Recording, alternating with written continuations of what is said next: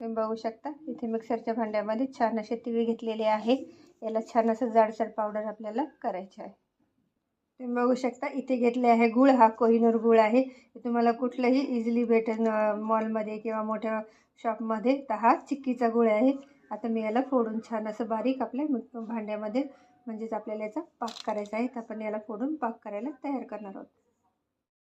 बघू शकता इथे घेतले आहे मी वाटीत पाणी. हे आपल्याला गुळाचा पाक चेक करायसाठी घेतलेला आहे. तुम्ही कुठलीही चिक्की करा, शेंगदाण्याची करा, तिळीची करा किंवा दाण्यांची करा, फुटाण्याची डाळीची करता कोणी, तर ती डाळीची बी केली तरी चेक करायचा पाक हे उत्तम पर्याय आहे. पाण्यामध्ये टाकलं आणि आपल्याला जर तो गुळाचं जे 1 चमचा आपण मिश्रण टाकलं आणि त्याचा जर कड आवाज आला तर आपला पाक तयार आहे असं समजायचं. तुम्ही बघू शकता असं आपल्याला हा गुळाचा पाक असा वाटीमध्ये टाकायचा आहे आणि याला असं छान असं चेक करायचं आहे. तुम्ही बघू शकता आपला हा गुळाचा पाक तयार होत आहे. बस असं याची स्लाइस अशी तयार होत आहे. त्याला अजून गुळाला आपल्याला वेळ आहे पाक व्हायला. तुम्ही बघू शकता आपला पाक आपण परत एकदा चेक करणार आहोत. याला असं छान असं करायचं आहे. याला असं छान असं गोड बनते का बघायचं आहे. बघू शकता आपली ही गोळी अशी बनत आहे, पण याला असं कड असा आवाज येत नाही आहे. हे अजून असं स्टिकी आहे. त्याला आपण अजून थोडा वेळ होऊन देऊ. तुम्ही बघू शकता आपला पाक छान असा तयार होत आहे. बघू शकता गॅस मंद आचेवरच ठेवायचा आहे. तुम्ही बघू शकता आपला हा पाक तयार होत असं टाकले आहेत तीळ. तुम्ही बघू शकता किती छान असं हे टाकलेलं आहे. त्याला असं मस्त पाक झालेला आहे.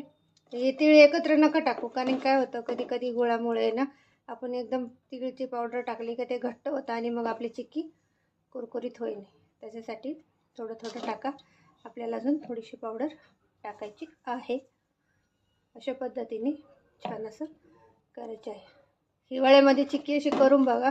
तसं गुळ पण आपल्याला स्वास्थ्यवर्धक आहे. गुळामुळे भूक जास्त लागते आणि आपलं रक्तही शुद्ध होतं. तर त्यासाठी ही गुळाची चिक्की छान असं ऑप्शनल आहे. आणि तिळामुळे आपल्याला लो बी भेटतं, अशी कॅल्शियम पण मिळतं. त्यासाठी ही चिक्की आता आपल्याला छान असं 1-2-10-5 मिनटं अशी त्याला परतून घ्यायचं आहे.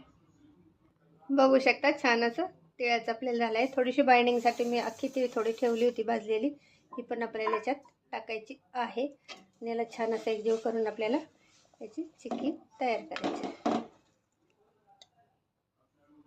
तुम्ही बघू शकता छान असं आपल्याला पनीरवर आपण तेल लावलेलं होतं. आपलं हे चिक्की आहे. आता याच्यावर आपल्याला अशी छान असं आपलं हे चिक्की ओतायची आहे. सर्व असं एकदम टाकायचं आहे आणि वरून छान असं आपल्याला चिक्कीला लाटून घ्यायचं आहे. तुम्ही बघू शकता छान असं मी याला पसरून घेतलेलं आहे. आता याला थोडंसं साईडने असं आपल्याला करायचं आहे. त्याने काय होईल आपल्याला चौकोन शेपमध्ये आपली ही चिक्की मिळेल. तर याला असं चांगलं चौकोन असं छान याला शेप द्यायचा आहे. याला गरममध्येच करा, म्हणजे काय होईल आपल्याला असं चौकोन मिळालं. याचे आपण आता थोडंसं थंड झाले की याच्या वड्या करणार आहोत. बघू शकता आपली चिक्की तयार आहे. आता आपण याला करू प्लेटिंग. छान अशी चिक्की तयार आहे आणि आता काढलेली आहे प्लेटिंगमध्ये. मी तुम्हाला एक चिक्की तोडून दाखवते. हे बघा किती अशी चिकट झालेली आहे.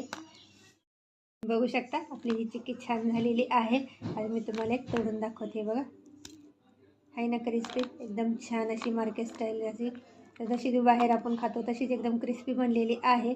तर तुम्हाला अशी माझ्या पद्धतीने बनवलेली चिक्की कशी वाटली नक्की मला कमेंट करून सांगा. शेअर करा, सबस्क्राईबर करा, शिल्पास किचनला लाईक करा.